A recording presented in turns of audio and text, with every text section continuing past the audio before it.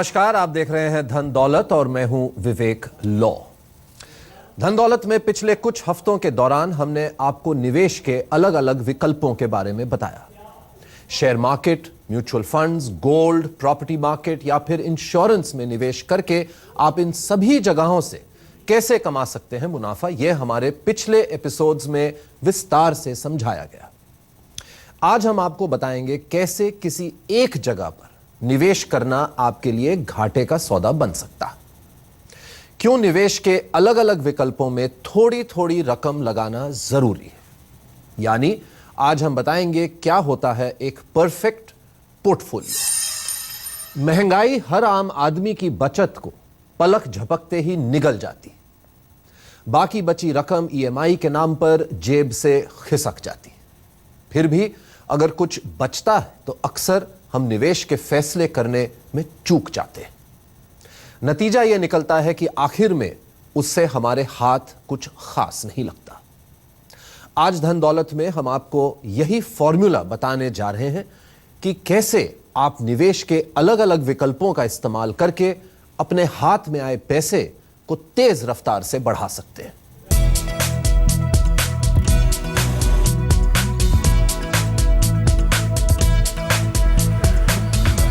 सब्जियों और फलों की आसमान छूती कीमतें, राशन, बच्चों की स्कूल फीस, पेट्रोल, कार और होम लोन की ईएमआई। एक आम इंसान आखिर करे तो क्या करे? पैसे जोड़ने की नौबत तो तब आएगी जब उसकी जेब में पैसा बचेगा। मंदी के इस माहौल में नौकरियों पर संकट है, सैलरी सुस्त रफ्तार से बढ़ रही है। आखिर कैसे बचाएं पैसा और कैसे कमाएं पैसा? लाख टके के इस सवाल का जवाब आपको रणनीति के साथ निवेश के रण में उतरने पर मिल जाएगा। निवेश लक्ष्य की पहचान। पैसे जोड़ने से पहले खुद से चंद सवाल करने की जरूरत होती है, जिससे आप निवेश का सही फैसला कर सकें। निवेश का लक्ष्य तय होना चाहिए कि आखिर वो रिटायरमेंट के लिए है या बच्चों की पढ़ाई या फिर घर खरीदने के लिए किया जा रहा है। अगर लक्ष्य पहचान कर निवेश शुरू किया गया तो उसको बचाना और बढ़ाना आसान है, वरना लोग गैर जरूरी चीजों में अपनी मेहनत से जोड़ी हुई कमाई खर्च कर देते हैं। कम उम्र में निवेश का बड़ा हिस्सा शेयर बाजार के नाम हो जाना चाहिए, क्योंकि इतिहास गवाह है कि लॉन्ग टर्म में शेयर बाजार निवेश का सबसे दमदार विकल्प साबित होता है। बजट बनाकर करें बचत निवेश। हर महीने आप कितना खर्च कर सकते हैं और कितना खर्च कर रहे हैं, इसका हिसाब किताब रखने से आपकी निवेश योजना कामयाबी के कदम आसानी से चुन सकती है। एक्सेल फाइल या किसी ऐप के जरिए अपनी आमदनी और खर्च का लेखा जोखा रखें। इससे आपको पता चलेगा कि आपके हाथ में कितना पैसा बच रहा है, जिसे निवेश करने का फैसला आप कर सकते हैं। इमरजेंसी फंड बनाएं। जिंदगी के बारे में कोई भी अनुमान लगाना मुमकिन नहीं है, इसीलिए निवेश योजना में इमरजेंसी फंड को जगह देना ना भूलें। नौकरी जाने या किसी दुर्घटना की हालत में हाथ में पैसा होना बेहद जरूरी है, क्योंकि पीएफ बीमा जैसी रकम के हाथ में आने में वक्त लगता है। 6 महीने की salary FD linked saving account या किसी ऐसी जगह निवेश करनी चाहिए जहां से उसे तुरंत नकदी में भुनाया जा सके। 10 से 15 दिनों की तनख्वाह घर में होनी चाहिए, जिससे बाढ़ जैसी आपदा या अचानक होने वाली बीमारी के खर्च में इस्तेमाल किया जा सके। निवेश की जल्द शुरुआत करें। निवेश का भरपूर फायदा लेने के लिए जरूरी है कि जितना जल्दी हो सके उतना जल्दी निवेश की शुरुआत कर दें। अगर आप रिटायरमेंट के वक्त यानी 60 साल की उम्र में अपने हाथ में 5 करोड़ रुपए देखना चाहते हैं, तो हर महीने आपको एक तय रकम जोड़नी होगी। 20 साल की उम्र में निवेश शुरू करने वालों को हर महीने 4,207 रुपए बचाने की जरूरत है। अगर 40 साल तक वो इस रकम को बचा कर रख पाएं और इस पर 12% की दर से ब्याज मिला, तो 60 की उम्र में रिटायरमेंट के वक्त आपके हाथ में आपकी ड्रीम रकम यानी 5 करोड़ रुपए होंगे। वहीं अगर 20 की बजाय 25 वर्ष की उम्र में आप 5 करोड़ के लक्ष्य को हासिल करने के लिए बचत की शुरुआत करते हैं, तो हर महीने 7,698 रुपए जोड़ने की जरूरत होगी। डाइवर्सिफाई करें पोर्टफोलियो। पोर्टफोलियो यानी निवेश के तमाम विकल्पों का इस्तेमाल करके जोड़ी गई रकम। किसी एक जगह निवेश करना खतरनाक है और इससे आपको खासा नुकसान उठाना पड़ सकता है। इसके लिए जरूरी है कि थोड़ी थोड़ी रकम सभी जगहों पर लगाई जाए, जिससे निवेश का पूरा फायदा आप उठा सकें।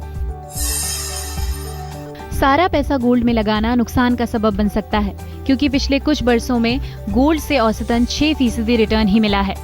रियल एस्टेट में सारा पैसा लगाना इसलिए समझदारी नहीं है क्योंकि उसे नकदी के तौर पर भुनाने में वक्त लगता है।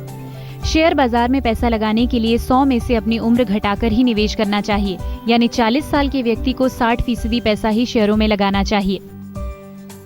निवेश के नियमों के आधार पर लगाया गया पैसा तेजी से फल फूल सकता है और जरूरत के वक्त ही नहीं, जिंदगी को दिलचस्प बनाने में भी ये फॉर्मूला काफी मददगार साबित हो सकता है। आदित्य केराना के साथ टीना जैन कौशल, दिल्ली आज तक। आखिर कैसे आपको करना चाहिए निवेश, कैसे आपकी बचत में हो सकती है बढ़ोतरी, भविष्य और वर्तमान की जरूरतों के लिए कैसे आप जोड़ सकते हैं भरपूर रकम। आज धन दौलत में इसी मुद्दे पर हम चर्चा करेंगे। हमारे साथ मौजूद हैं जाने माने certified financial planner Surya Bhatia. बहुत बहुत धन्यवाद सूर्या एक बार फिर आने के लिए। सबसे पहले आपसे मैं जानना चाहूंगा कि हम लोग जब पैसों की बात करते हैं, हम एकदम से ये सोचते हैं कि इन्वेस्टमेंट या प्लानिंग का मतलब है कि जाके एक जाके प्रोडक्ट खरीद लें, और ये इस तरह हो जाता है कि हम जैसे ट्रेन पे चढ़ रहे हैं और लेकिन हम यही नहीं जानते कि हम कहाँ जाना चाहते हैं। हम टिकट खरीदने जा रहे हैं लेकिन हम उनको कह रहे हैं कि हमें पता ही नहीं हमें कहाँ जाना है। तो जो गोल जिसकी बात करते हैं कि कम से कम इससे पहले कि आप पहला भी अपना चेक काटें, कम से कम ये तो सोचें अपने और अपने परिवार के साथ कि आपको जाना कहाँ है, आपका गोल क्या है। ये कितना अहम होता है सूर्या एक फाइनेंशियल प्लान बनाने में? ये बहुत ज़रूरी है। इसका लक्ष्य आपको निर्धारित करना पड़ेगा कि आप चाहते क्या हैं अपने पैसे से। उसको जानने के बाद ही आप ये कर पाएंगे डिसाइड कि क्या मैं बॉन्ड्स में जाऊं, क्या मैं इक्विटी देखूं, क्या मुझे बीमा चाहिए। ये करने के बाद आप इन बास्केट्स के अंदर आप धीरे धीरे अपनी एलोकेशन कर सकते हैं। जैसे कि अगर आप इक्विटी के अंदर जाना चाहते हैं तो उसके लिए मुझे लंबे पीरियड का निवेश करना पड़ेगा। छोटे पीरियड का, कम समय का मैं निवेश करूंगा तो मेरा जो पर्पस है वो अचीव नहीं हो पाएगा। सूर्या, हम देश का जो बजट होता है उस पर तो हम बहुत इंटरेस्ट लेते हैं और काफ़ी देखते हैं कि किस तरह से देश का जब बजट अनाउंस होता है, लेकिन खुद अपने पैसों का हम बजट क्या हमारा बजट होना चाहिए, किस तरह से हमें ये प्लान करना चाहिए, क्या हम ये बजट बना सकते हैं सिंपल तरीके से और कैसे बना सकते हैं? पहले आप ये निर्धारित करिए कि मेरी कितनी सेविंग मैं कर सकता हूँ आपके इनकम और खर्चों के निकालने के बाद। क्या मैं वो हर महीने कर रहा हूँ, क्या मैंने पिछले 1 साल 6 महीने 2 साल से कर रहा हूँ। ये आपको आश्चर्य होगा जान के कि काफ़ी लोग ये जानने के बाद भी कि मेरी इतना पोटेंशियल है, इतना मैं सेविंग कर सकता हूँ, इतनी मेरी कैपेसिटी है, वो नहीं करते। क्योंकि अगर पैसा अकाउंट में पड़ा हुआ है आपके तो वो खर्चा हो जाता है। अगर आप बोलेंगे पहले मैं सेविंग करूँगा उसके बाद मैं खर्चा करूँगा, बात वही है। पर पहले अगर आप कहेंगे कि ये मेरा पैसा अलग हो गया है मेरी बचत के लिए, मेरे निवेश के लिए, इसके बाद मेरा खर्चे का पैसा ये है, तो ये आपको प्रॉब्लम नहीं आएगी। बट ये आपकी सोच का नजरिया है जो कि आपको बदलना पड़ेगा। तो आज हम बात कर रहे हैं किस तरह से आपको फाइनेंशियल प्लानिंग करनी चाहिए। आइए अब लेते हैं पहला सवाल। हमारे साथ हैं आगरा से नम्रता मिश्रा। नमस्ते नम्रता, कैसी हैं आप? ठीक हैं? हाँ जी, नमस्कार। हाँ बिल्कुल ठीक हूँ, आप बताएं। क्या हो रहा है आज संडे को? बेटे के साथ टाइम बिताएंगे आज आप? डेफिनेटली, बिल्कुल पूरे फैमिली के साथ। जी, पैसों का क्या ख्याल रखती हैं? कुछ करती हैं आप इन्वेस्ट? हाँ, हम इन्वेस्ट करते हैं और जो हमारा पोर्टफोलियो है उसमें रियल एस्टेट में इन्वेस्टमेंट करा हुआ है, बैंक में एफडीज हैं, एनएससीज हैं, इंश्योरेंस है, लेकिन म्यूचुअल फंड में कुछ इन्वेस्ट नहीं करा हुआ है।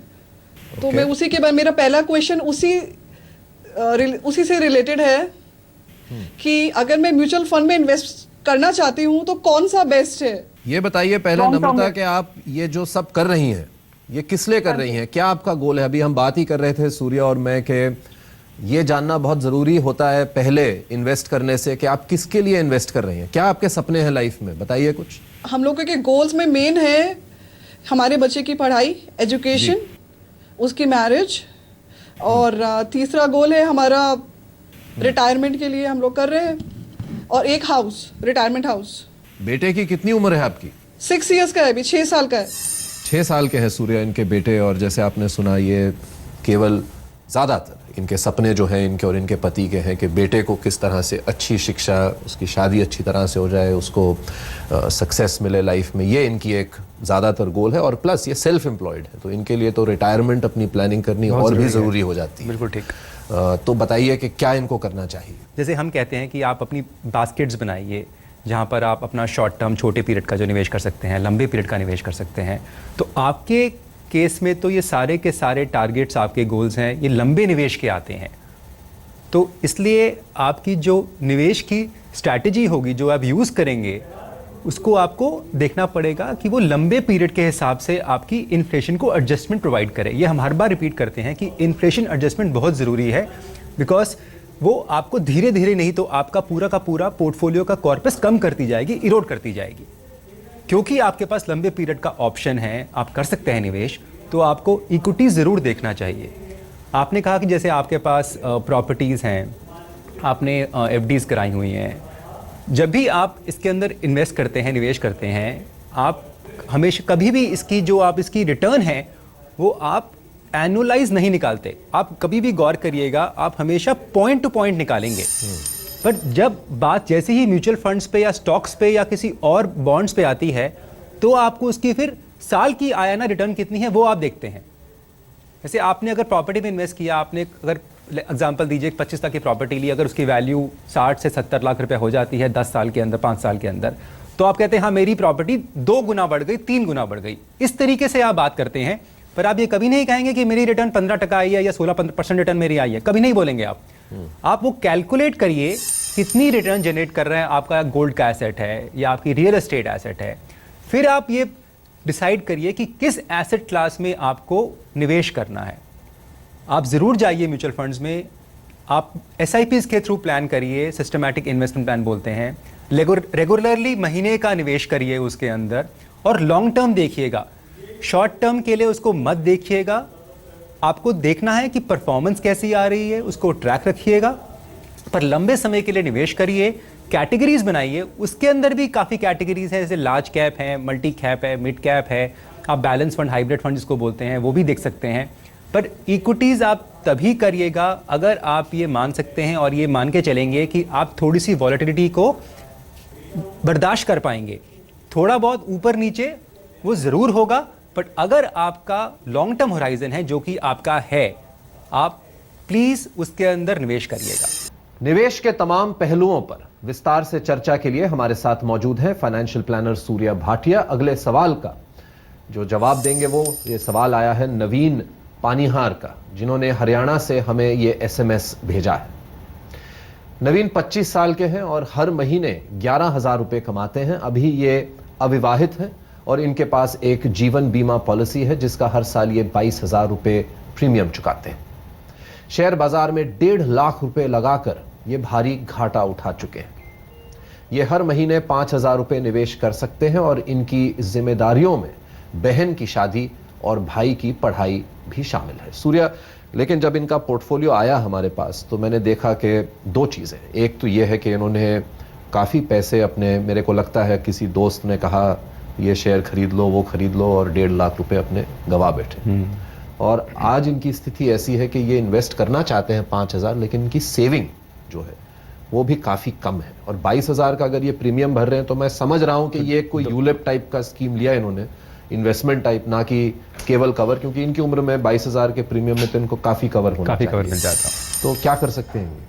सबसे पहले तो मैं इनको बधाई देना चाहूँगा कि इस उम्र के अंदर वो 50% ऑफ अपनी इनकम का वो निवेश करना चाहते हैं। ये बहुत ज़रूरी है। आप जो निवेश करें उसको समझिए, आप कहाँ इन्वेस्ट कर रहे हैं। अगर आपको वो समझ में नहीं आता तो मत करिए उसके अंदर निवेश, जब तक आपको वो समझ में नहीं आता। इन्होंने स्टॉक मार्केट में इन्वेस्ट किया, एक यूलिप प्लान भी ले लिया। इस उम्र के अंदर इनको यूलिप की कोई ज़रूरत ही नहीं थी। इनके ऊपर अगर डिपेंडेंसी है तो इनके भाई और बहन की है। तो अगर इनको लेना है अगर बीमा, तो इनको टर्म प्लान लेना चाहिए। जो अभी भी हम रिकमेंड करेंगे इनको, एक ये छोटा सा टर्म प्लान ले ले, ताकि इनकी फैमिली के लिए कुछ प्रोटेक्शन मिल जाए इनको। और जितनी ये अपनी रेगुलर सेविंग कर सकते हैं उसके लिए इनको ये पहले डिसाइड करना पड़ेगा कि मेरा जो नीड है, जो मेरी बहन की शादी है और मेरे भाई की पढ़ाई है, वो कितने सालों की दूरी पे है। अगर वो इमीडिएट है, अगर मुझे 1 से 2 साल में चाहिए, तो ये बैंक में एफडी करा सकते हैं, बैंक में आरडी करा सकते हैं, आरडी शुरू कर सकते हैं बैंक के अंदर। पर अगर वो लंबे पीरियड के बाद अगर उसका जो गैप है वो 4 से 5 साल या उससे अधिक है, तो थोड़ा सा एक्सपोजर ये इक्विटी में ले लें, थ्रू बैलेंस फंड कर सकते हैं, एमआईपी प्लान्स कर सकते हैं, या लार्ज कैप में जा सकते हैं। थोड़ा हिस्सा इक्विटी में डालें अगर इनका लंबे पीरियड का अगर अंतराल है, जी इनकी ज़रूरतें हैं तो। धन दौलत में आज के लिए बस इतना ही। कैसा होना चाहिए आपका निवेश और किस तरह से आपको बचाना है पैसा, इस मुद्दे पर चर्चा के लिए अगले हफ्ते फिर से हाजिर होंगे हम। आपकी निवेश से जुड़ी तमाम मुश्किलों को दूर करने के लिए हमारे साथ सूर्या भी रहेंगे। अगर आप भी हमारे एक्सपर्ट से किसी भी तरह का सवाल पूछना चाहते हैं तो आप हमें dhandaulat@aajtak.com पर मेल कर सकते हैं। धन्यवाद।